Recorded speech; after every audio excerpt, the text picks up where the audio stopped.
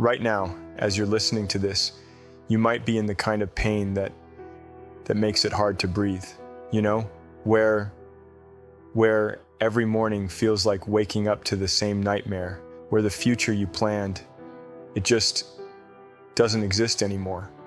I know because I've been there multiple times, and what I discovered in those places, it changed everything about what I thought dark hours were for.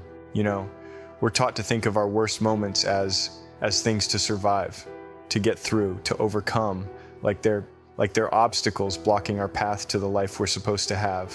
But what if that's completely backwards? You know what I realized? Dark hours, they're not punishments, they're not accidents, they're architects. They create choices that literally don't exist when life is comfortable. Choices that can only be made when you have nothing left to lose. And those choices, they build things that comfortable choices, they never could. When you're comfortable, you choose based on what you might lose. When you're in a dark hour, you choose based on what you might become. It's completely different construction materials. When River died, when I lost my daughter, when Jennifer was gone, each time I thought I was falling apart. I mean, I literally thought I was breaking, like permanently breaking. You know that feeling where you can't imagine ever being whole again? But something else was happening. Something I couldn't see then, but I can see clearly now. I wasn't falling apart. I was being redesigned from the inside out. Each loss, it stripped away something I thought I needed to be me. But what I discovered was that what got stripped away, it wasn't actually me. It was just scaffolding, you know, these temporary structures I'd built my identity around. And when those fell away, what remained was something I'd never had access to before. The real me, the one that could love without guarantees, the one that could care without needing it to last forever, the one that could sit with pain without being destroyed by it. That person didn't exist before the losses. That person was created by the losses. You know what's strange? We think our worst moments are trying to destroy us, but what if they're actually trying to birth something that couldn't exist in your comfortable life, something that requires exactly the conditions you're in right now. What I'm about to share, it's not theory, it's not positive thinking or spiritual bypassing. This is the actual blueprint I used to transform the worst moments of my life into the foundation for who I am now. And if you're in your dark hour right now, you have access to the same construction materials I had, the same architect, the same possibility. You just need to know how to work with them. Because here's what nobody tells you when you're in the middle of it. Your dark hour, it's not happening to you, it's happening for you, not because some cosmic force decided you needed to suffer, but because there's something trying to be born through you that can only be born this way. Let me show you, what's actually happening when everything falls apart. You remember that scene in The Matrix when Neo sees the code for the first time? Where suddenly he can see the underlying structure of everything? Dark hours, they're like that. Suddenly you can see the reality that was always there, but invisible.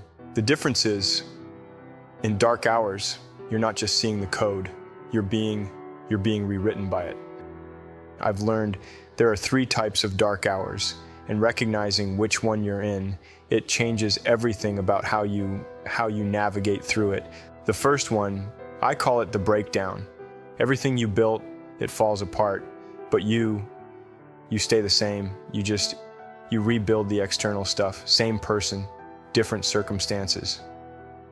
The second one is the breakthrough. You fall apart, but something new starts emerging, like a part of you that was always there but couldn't come out before.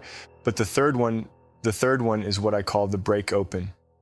Both you and your life, they fall apart, creating space for something unprecedented to be born. That third one, that's where the magic happens. That's where you don't just recover, you transform. Here's what nobody tells you about losing everything. It strips away all the interference. Suddenly you can hear truth that was always there but got drowned out by the noise of normal life, and I call it truth frequency. And you can only tune into it when everything else gets turned off. And think about it. When you're comfortable, when everything's going well, there's so much noise, the opinions of others, your own expectations, the constant chatter of what you should be doing, what you should want, what success is supposed to look like. But when you lose everything, when you're stripped down to nothing, that noise just stops. And in that silence, you can hear things you've never heard before. When River died, I was in a break open. Everything I thought I knew about friendship, about loyalty, about what it meant to care about someone, it all got reconstructed. When my career stalled after certain films, and that was a breakdown, I stayed the same, just rebuilt the external, same person, different projects. But when I lost my daughter and then Jennifer, that was something else entirely. That was reconstruction at the cellular level, like my DNA got rewritten. So ask yourself, what got stripped away that you thought defined you? What got revealed that was always there? What truth can you hear now that you couldn't hear before? Because those aren't losses, those are downloads, information you can only receive when your regular programming gets interrupted. You know what I mean? It's like when your computer crashes and you have to restart it. Sometimes that restart, it updates the whole system, makes it capable of things that it couldn't do before. Once you understand what type of dark hour you're in, you can start working with it instead of just surviving it. And that's when something incredible happens. You stop being a victim of your circumstances and you become a student of them. Here's something I discovered that changed everything. True power, it emerges only when you stop trying to appear powerful, you know? When you're in your dark hour, you think you're at your weakest, but actually you're accessing strength that doesn't exist anywhere else. It's this paradox. The moment you stop pretending you're strong, that's when real strength shows up. Not the kind that looks impressive to others. The kind that can actually hold things, real things. I learned there's a direct relationship between the depth of your pain and the height of meaning you can create, but only if you know how to convert it. It's like spiritual alchemy, you know? The deeper you go into the dark, the higher you can eventually rise. But there's a specific process. Most people, they try to get out of the pain as fast as possible. And I understand that. I mean, who wants to stay in that place? But what I discovered is, if you can stay there long enough to learn what it's trying to teach you, the pain becomes something else entirely. After River died, I could have just survived it, carried the pain and moved on. But instead, I let it teach me something about friendship, about loyalty, about what it means to really care about someone. The depth of losing him, it became the height of understanding what real connection means. Not the surface stuff, not the Hollywood friendships or the networking, the real thing, the kind where you'd give anything for that person. That understanding, it's in every relationship I have now, every friendship, every connection. It's like losing River gave me the capacity to love people in a way I never could before. I started this practice after Jennifer died. Every morning, I accept that I could lose everything again today. Everyone I love, everything I've built, gone, just gone. It sounds morbid, but it's actually liberating. When you start from that acceptance, every moment becomes a gift instead of an expectation. Every conversation, every hug, every ordinary Tuesday, it all becomes precious. You know what's interesting? What you build in dark hours, it's invisible to others, but it becomes the unshakable foundation for everything visible you create later. People see the films, the career, the public stuff. They don't see the foundation of accepted impermanence and converted grief that everything else sits on. But that foundation, it can hold anything now, anything. Because when you've already lost everything, when you've already been to the bottom, there's nothing that can shake you in the same way. Not success, not failure, not praise, not criticism. You're building from bedrock. Here's something else I noticed. Dark hours, they exist outside normal time. A month in crisis can teach you what would normally take years to learn. You're operating in accelerated time, downloading insights at warp speed. That's not trauma, that's upgrade, installation. Your whole system is getting rewritten to handle things it couldn't handle before. What if the depth of your current pain is actually the blueprint for the height of your future impact? What if this dark hour is installing capacity you'll need for what's coming next? Think about it. Every person who's ever made a real difference, they've been broken first, not just hurt, broken. And in that breaking, they discovered something they couldn't access any other way. The question isn't, why is this happening to me? The question is, what is this? What is this preparing me for? Buddhism talks about emptiness as fullness, loss as space for creation. I used to think that was just philosophy, you know, pretty words that sounded nice but didn't mean anything real. Then I lived it. When everything gets taken away, you're not left with nothing. You're left with infinite possibility, raw creative space. It's like, imagine your life as a house that gets completely demolished. Most people look at the empty lot and see destruction. But what if you're actually looking at the most valuable thing you could have, a clean foundation to build something entirely new? Here's what I learned. What you build in crisis, it lasts longer and goes deeper than anything built in good times. When you're comfortable, you build on top of existing foundations, you know? You add rooms, you renovate, but you're still working with the same basic structure. When you're in crisis, you build new foundations entirely.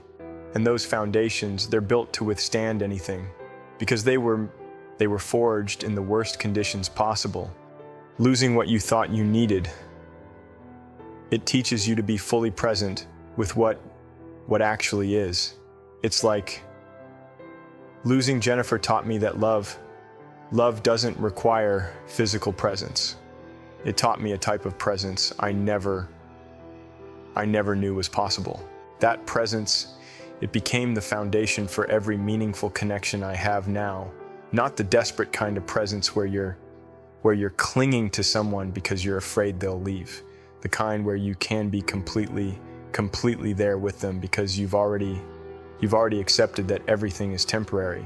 Most people, they try to heal from grief. They want to get over it, move past it, put it behind them. But I learned something different. I learned to convert it, not get over it, not move past it, alchemize it, transform the energy of loss into the energy of service, creation, connection, same energy, different application. It's like grief is this incredibly powerful force. Most people try to shut it down, numb it, make it go away. But what if you could redirect that force, channel it into something that helps other people? When you feel that hollow feeling, that space where something used to be, don't try to fill it. Sit in it, let it expand. That hollowness, it's not absence, it's room for something that couldn't fit in your old life. You know what I mean? When your life is completely full, when every space is occupied by things and people and responsibilities, there's no room for anything new to emerge. But when loss creates that space, suddenly there's room for parts of yourself you never knew existed. After multiple losses, I stopped trying to rebuild what was taken. Instead, I asked a different question. What wants to be built in this space that couldn't be built before? The answer, it became everything I do now that actually matters. The way I connect with people, the way I approach my work, the way I move through the world. None of that none of that could have existed in my old life. There wasn't room for it. You know what's strange? The strange thing about building in dark hours is that you're creating the strongest structures of your life while feeling the weakest you've ever felt. But that's exactly why they're so strong. They're tested by fire before they're even finished. Most buildings, they get built in perfect conditions, and then they hope they can withstand the storms when they come. But what you build in crisis, it's being tested while it's being built. So by the time it's finished, by the time it's complete, you know it can handle anything. That emptiness you're feeling right now, that space that feels like a wound. What if it's actually the most creative space you've ever had access to? When your old life completely stops. Most people think they've lost momentum, you know, like everything just grinds to a halt and you're stuck there. But I discovered something else. The stopping, it creates a different kind of momentum, momentum, the power that's only available when you start from absolute zero. In physics, there's this thing called 0-point energy. It's the energy that exists in empty space. Even when there's nothing there, there's still this energy, this potential. In life, 0-point energy is the power that emerges when you have nothing left to lose. It's pure, uncompromised, not moving towards something or away from something, just authentic forward motion. I've learned there are 3 types of momentum, and most people, they only know about 2 of them. The first one is continuation momentum, building on what you already have. You know, when life is going well and you're just adding to it, more success, more relationships, more stuff. The second one is recovery momentum, trying to get back to where you were when something goes wrong and you're trying to rebuild, to recover, to get back to normal. But dark hours, they give you access to the third type, creation momentum, building something entirely new from nothing. And that type, it's unstoppable because it's not trying to maintain anything or recover anything. It's just creating, pure creation. You know what I learned? I learned that helping one person process their grief, it gave me more energy than all the self-care in the world. Service isn't what you do after you heal. Service is how you heal. It's momentum that generates more momentum. The more you give, the more energy you have to give. It's like this endless cycle, but in reverse. Instead of depleting you, it fills you up. When you start each day accepting you could lose everything, every action becomes intentional instead of habitual. Every choice carries weight. Every moment matters. That's not heavy. That's alive. That's momentum from presence. After Jennifer died, I couldn't imagine having energy for anything again. You know that feeling where you can barely get out of bed, let alone think about helping anyone else or creating anything meaningful. But then I met someone else going through loss, and something activated, helping them process their pain. It gave me access to energy I didn't know was there, not healing energy, creation energy. It was like finding out you have this whole other battery pack that only turns on when everything else shuts down. Dark hours, they present choices you can't make from comfortable places. The choice to love knowing you'll lose. The choice to build knowing it might fall. The choice to care knowing it will hurt.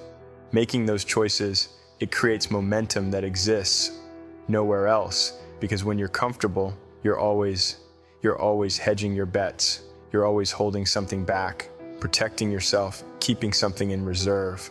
But when you have nothing left to lose, when you're already at zero, you can choose with your whole heart. You can love completely, build completely, care completely. And that complete commitment, that's where the real momentum comes from. Not from trying to get somewhere, but from being completely where you are, completely present with what's actually happening. That 0-point energy, it's not about having no energy, it's about having pure energy. Energy that's not contaminated by fear or or holding back or trying to protect what you've already built. It's the energy of total commitment to whatever wants to emerge next. Here's something profound. When you learn to transform dark hours instead of just surviving them, you automatically become a transmission point for others. Your presence, it carries the frequency of this can be transformed.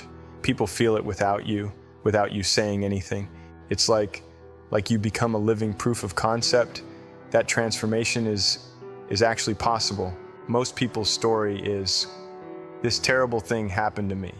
You know, they carry their losses like wounds that never healed. But when you master dark hour transformation, your story becomes, this terrible thing happened for me. Not because you wanted it, God, you didn't want it, but because you learned to architect something meaningful from it. You know you've become a dark hour guide when people in crisis are drawn to you without knowing why. When your presence alone helps them believe transformation is possible. When your existence becomes proof that dark hours can be launching pads. I don't try to hide my losses or pretend they didn't happen. I carry them as credentials, proof that I've been where they are and found a way to build something meaningful there. That's not healing. That's mastery. You know what's interesting? Every person you help transform their dark hour, they become someone who can help others transform theirs. Your mastery doesn't just heal you. It creates a transmission network. Dark hour mastery becomes contagious. I see it on set, in conversations, in simple interactions. When someone's going through loss, they can sense that I've been there and found something valuable in that place. I don't have to say anything. The transmission, it happens through presence. It's like there's a frequency that people who've transformed their pain, they carry. And people who are in pain, they can feel it. They're drawn to it because it gives them hope. Not false hope, real hope, evidence-based hope. You become living proof that the worst thing that can happen to you, it doesn't have to be the end of your story. It can be the beginning of your most meaningful chapter. People sense that. They feel it in how you move through the world, how you respond to their pain, how you're present with difficulty without being destroyed by it or trying to fix it. The strange thing is, you don't try to become a guide. You just focus on your own transformation, on building something meaningful from your own losses. And then people start showing up. People who need to see that what you've done, it's possible. Your transformed pain becomes a beacon for other people's pain, not because you're advertising it, but because transformation has its own magnetic quality. When you've been to the bottom and built something beautiful there, people who are at their bottom, they can feel that you know the way up, not the way around, not the way over, the way through. And that becomes your greatest gift to the world. Not what you create despite your losses, but what you create because of them.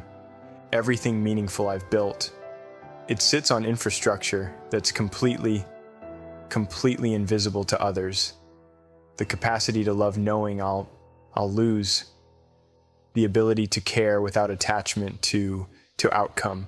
The skill of being present with pain without being destroyed by it. People see the visible results, the films, the career, the public stuff, but the real construction, it happened in places no one else could see. It's like an iceberg, you know?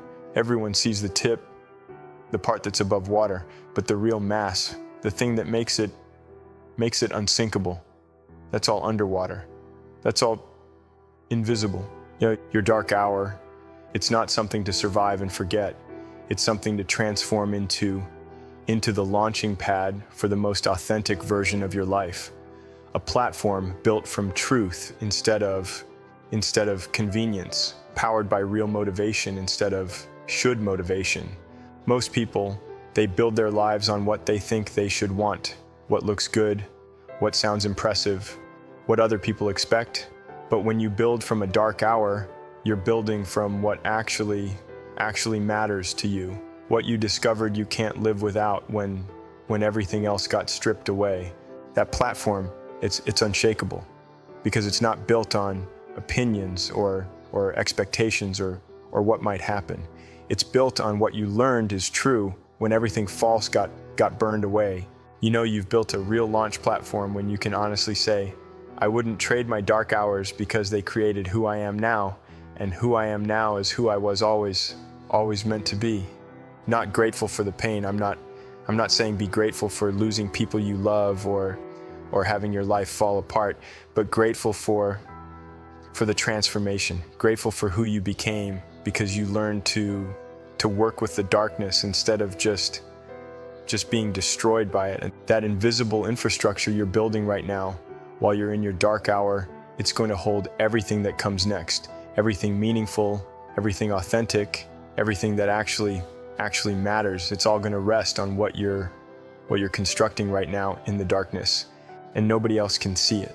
Nobody else can measure it or evaluate it or tell you if you're doing it right. It's yours. It's completely yours.